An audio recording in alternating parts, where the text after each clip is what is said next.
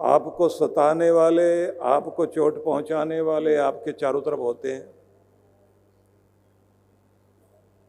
ऐसी स्थिति में करा क्या जाए? बाहर से आप समस्या का निवारण करने की चेष्टा कीजिए जो आप कार्य करते हैं। मतलब बाहर से हल्का फुल्का गुस्सा दिखा सकते हो, भीतर से शांत रहना। राम जी युद्ध लड़ते हैं, लेकिन युद्ध में भी धर्म है, मर्यादा है।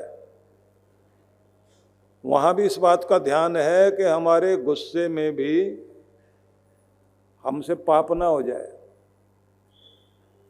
रावण राम जी से जब युद्ध कर रहा था तो युद्ध से पहले नियम बनाए गए।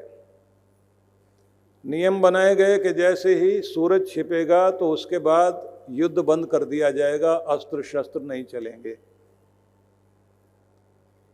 और कमर से नीचे आघात नहीं किया जाएगा, कटी प्रदेश से नीचे आघात नहीं होगा।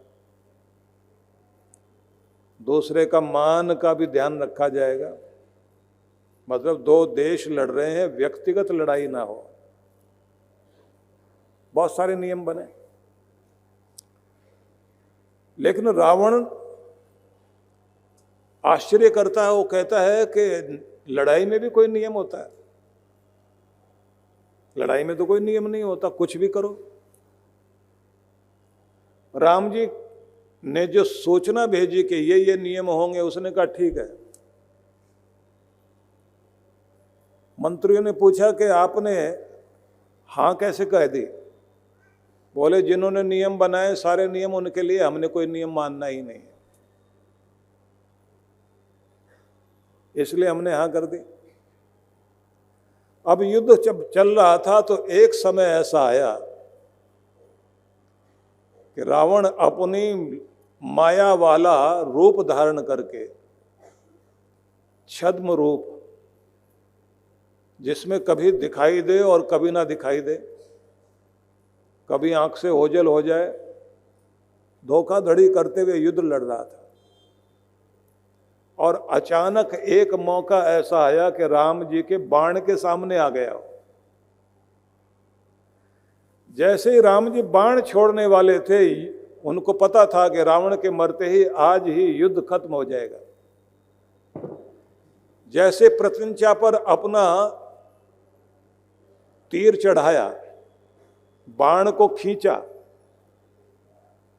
और रावण की तरफ निशाना लगाने लगे तो एक बार ऊपर की तरफ देखा तो एक छोटा सा बादल का टुकड़ा सूरज के ऊपर आ रहा है हवा के कारण। राम जी को लगा कि अभी सूरज छिप जाएगा और रात शुरू हो जाएगी। उन्होंने अपना तीर छोड़ते छोड़ते रोक लिया और रोक करके नीचे कर लिया और फिर ऊपर की तरफ देखा। रावण ने भी ऊपर की तरफ देखा और देखते ही आप बच गए। और जैसे ही घोषणा कर दी गई राम जी के ओर से कि आज का युद्ध समाप्त है, कल युद्ध किया जाएगा, कल लड़ाई लड़ी जाएगी, तो रावण का रथ आगे बढ़ा और रावण वहां से बहुत जोर जोर से हंसने लगा। हंसता हुआ बोला, आज तुम्हारे सामने एक बड़ा मौका आया था युद्ध जीतने का और तुमने मौका गंवा दिया। अब रावण किसी से मरने वाला नहीं है। तुम अपने धर्म और नियम के कारण आज एक बहुत बड़े अवसर से चूक गए हो। सुनना था राम जी उसी समय बोले कि हमारा युद्ध युद्ध नहीं है, धर्म युद्ध है। तुम्हारा युद्ध अधर्म युद्ध है। तुम्हारे अधर्म के कारण तुम्हारी मौत तो पहले ही निश्चित है। थोड़ी सी देर लग सकती है, लेकिन हम अपने युद्ध में भी अधर्म नहीं होने देंगे। हमारे साथ नियम ही चलते हैं, कायदे कानून चलते हैं।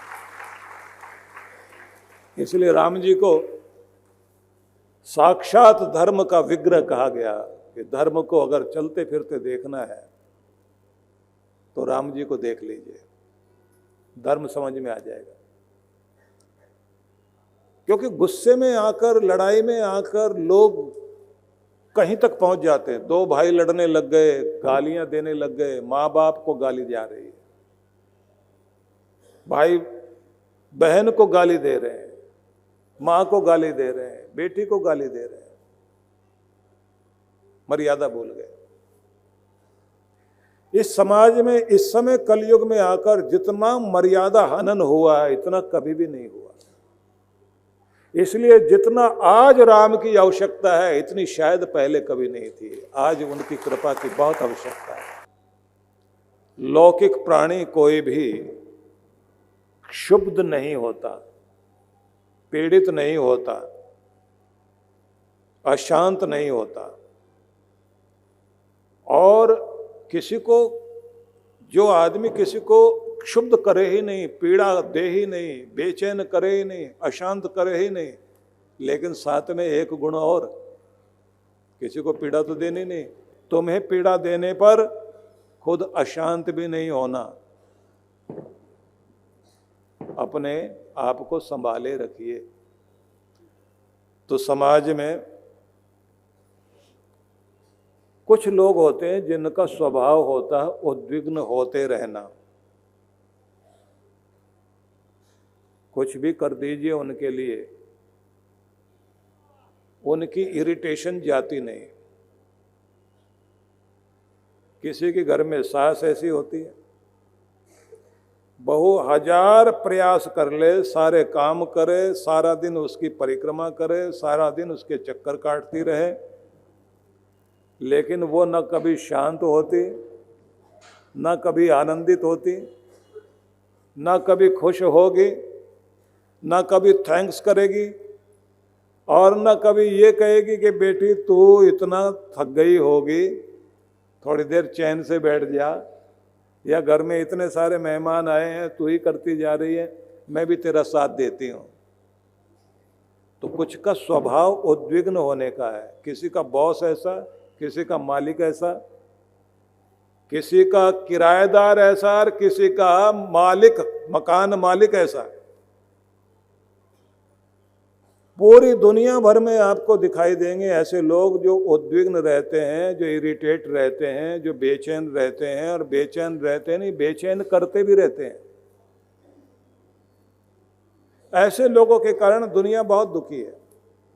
इस व्यवहार में अच्छा बुरा करने वाले लोगों के बीच में जो अपने मन को संभाले रखता है, अपने भीतर की शांति को सुरक्षित रखता है, अपने भीतर के प्रेम को बनाए रखता है, जिसके अंदर क्षमा का गुण भी है, बर्दाश्त का गुण भी है, निभाने का गुण भी है, और जो वातावरण को भी शांत बनाए रखता है, वातावरण में मधुरता बनाए रखता है, और कड़वाहट वाले व्यक्ति के अंदर भी शांति बसा दे, बिगड़े हुए माहौल को सुधार दे, दुख का वातावरण हो, वहां पर भी लोगों के चेहरे पर मुस्कुराहट ला करके खड़ा कर दे, ऐसा जो व्यक्ति है भगवान कहते हैं वो मेरा प्यारा है, वो मेरा आशीर्वाद का पात्र है।